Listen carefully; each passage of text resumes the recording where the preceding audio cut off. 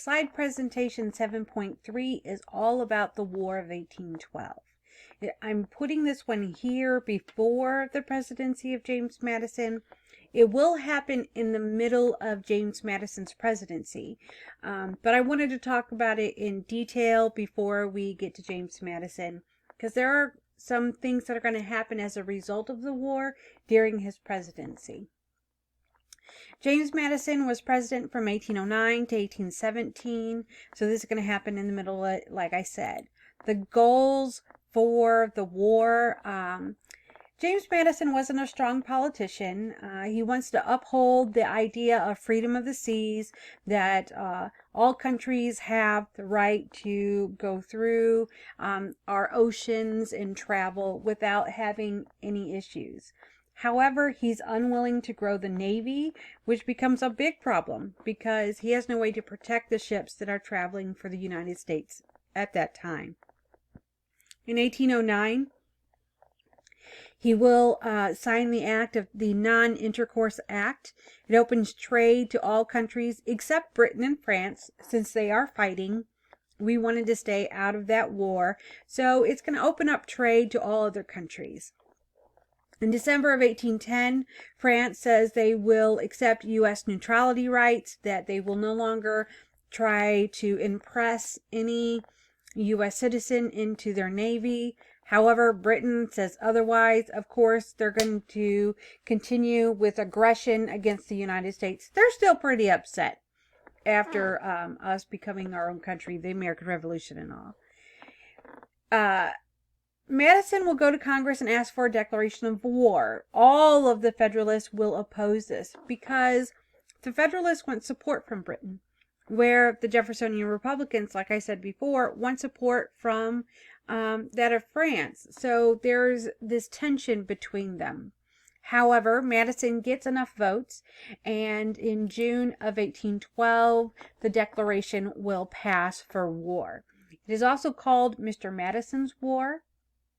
15 days later, Britain says it will stop impressment. It no longer will impress American citizens into the British Navy. The war continued anyway. Main causes for the war: repeated violation of American maritime rights, impressment itself. The British, even though they're not impressing any of our soldiers, there's still aggression against American ships. When it comes to Native Americans during the War of 1812, there are two Shawnee leaders, Tecumseh and Tenskwatawa. Their home is in Prophetstown, Indiana. Tecumseh demands Indians abandon all things European, and they went in search of alliances. They said all treaties with Indians are void and they need new alliances now. And they're not looking for alliances with Americans. They're looking for alliances with other chiefs, other areas. William Henry Harrison, who's the governor of the Indiana Territory, he's going to meet twice with Tecumseh and discuss things. However, William Henry Harrison really doesn't agree with native populations. He doesn't like them. So in the fall of 1811, he's going to send 1,000 troops to Prophetstown. Now, Prophetstown was a location established in Indiana as a safe haven for families of Native Americans. It was very much like a reservation where it had women and children and older individuals there. What William Henry Harrison is going to do is he's going to tell his troops, when the warriors are away, destroy the town and kill everyone in it, which he does. Thousands of individuals will die at the hands of the U.S. military. Warriors, when they find out what happens, they're going to flee to Canada and just try to get away from the U.S. military who is hunting them down. It is not something that is good. It's something that happened, and we need to just know that it happened. Bad decisions will more bad decisions will come about. Americans want to add Canada as a territory. It's the only time we've ever invaded Canada, and we're going to fail. We also want Spanish-held Florida. We have the Panhandle, but we want the rest of it. groups that are called war hawks. They're frontiersmen who want to get rid of all native population. They want all that territory for themselves. They're going to go and they're going to fight and try to take land from Indians and the Spanish. We have a weak national economy. The Bank of the United States charter expires. We no longer have a good place for the money for the national government. So we really have inadequate financial resources coming in. And we don't really have any good place to put our monetary sources. So forces during the War of 1812, Britain has 2,500 troops and a navy. And of course, another naval blockade by the British along the eastern seaboard. The U.S. has about 21,000 individuals and 16 tiny gunboats. So it's going to be really hard to fight the War of 1812. We are successful in some places, but not so much. Fighting happens on 3 fronts. In the north, along the Canadian-U.S. border. In the south, this will be led by Andrew Jackson all along the Florida Panhandle to New Orleans and in the Chesapeake Bay area. So along the Canadian border, it's a 3-pronged attack. Upper Canada is near Michigan. The British are successful and force 2,500 American troops to surrender. No shots are fired in this. Then they move on to an assault on Montreal. However, this isn't successful. All the plans for it never came together. They're going to gain control of the Niagara River. In the Battle of Queenston Heights, the U.S. is going to lose over 1,000 troops. It's not a good battle for us. We lose quite a lot. In April of 1813, Zebulon Pike is attacked at York. Zebulon Pike himself is killed, and his troops rampage through York, burning everything that they come across as revenge for the loss of Pike. There will be a naval warfare in the Great Lakes. Commodore Perry constructs ships on Lake Erie. We have success in fighting the British squadron there. The British will flee and leave only the Indians to protect the area, just like they did during the American Revolution, where they fled prior to the American Revolution, and George Washington just got so disgusted. With them leaving, Tecumseh gets killed and opens up the whole area for the American forces to come in and take over. In the Battle of Lake Champlain, on September 11th, 1814, near Plattsburgh, it's a naval victory for the U.S. The British fleet in that area is destroyed. So we have that as a good thing. In the South, you have the Creek War, 1813. The Creek Nation has divided support. Half of the support is for the U.S. The other half hates it.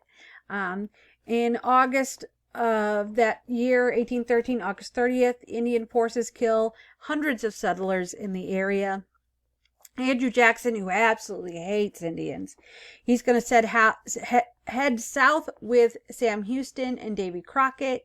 Jackson is a natural warrior who embraces violence. He really likes to kill things. And since he hates Native Americans, he turns all of that rage against them. During the Battle of Horseshoe Bend, 900 Indians will be killed. They're going to sign a treaty at Fort Jackson, giving over 23 million acres of native land to the government. In November of 1813, Andrew Jackson will seize the Florida Panhandle, and it will fully become part of the United States. In the Chesapeake area, in February of 1813, there's heavy British presence there. Britain promises land and freedom to any slave who fights for them. The white population absolutely panics because slavery is all over the Chesapeake Bay. In the summer of 1814, the British make it all the way to Washington, D.C. They begin burning everything as a revenge for Pike's men burning York, including that of the Capitol. And what really finishes off the destruction of Washington, D.C., a few days later, a tornado hits and ravages right through the main part of DC. The Capitol building will be damaged. The beginning of the building of the presidential home, that will be destroyed, and they'll have to start over. In the aftermath of the War of 1812, we have the Treaty of Ghent. It'll be signed on December 24th, 1814. Each side will return prisoners. They're going to restore all previous borders to that of what it was before. Britain will no longer support Indian attacks on settlers.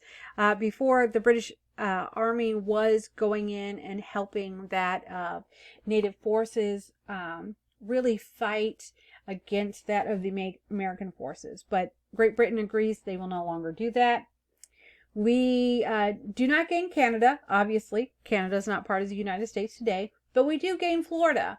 The war generated intense patriotism for that of the United States. It reveals a need for a standing army, since we have very, very few military at the time, and forced Americans to become truly, truly self-sufficient. We, over the first 30 years of our country, all but 2 of them have had a naval blockade against them. So we really need to look at ourselves and start doing industry for what we have. In New Orleans, however, they don't know that the war is over. So on December 1st, Jackson prepares for a British invasion. The British and Jackson do not know the war is over. Word has not reached them that the British have decided to give the war to the United States. Jackson is going to declare martial law when he arrives. He uses slave labor to build defenses. On the Chalmette Plantation, 7 miles south of New Orleans, fighting lasts for about 3 weeks. Jackson does not know that the war is over. And on January 8th, 1815, the British concede, and Jackson is the clear winner. And he's considered to be the savior of New Orleans because he kept the British out. Andrew Jackson will be a future president. The Hartford Convention, where the New England Federalists will come together, they're going to meet in December of 1814. They propose 7 amendments to the Constitution beyond the Bill of Rights in hopes of limiting Republican influence. Obviously, they're going to be ignored by Congress.